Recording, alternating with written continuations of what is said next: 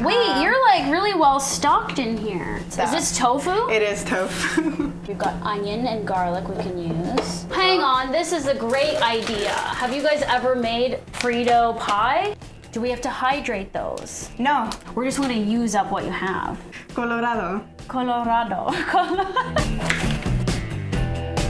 Would you add oil to this? Yeah. Yes, great. This much. Oh my god, I would do like the whole spoonful.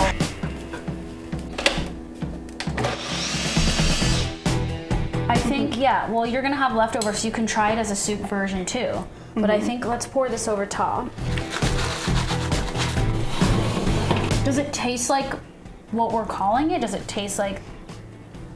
It does. I mean, it definitely tastes different because of the Fritos, but that's the good, underlying flavor is like is definitely what chile colorado usually tastes like.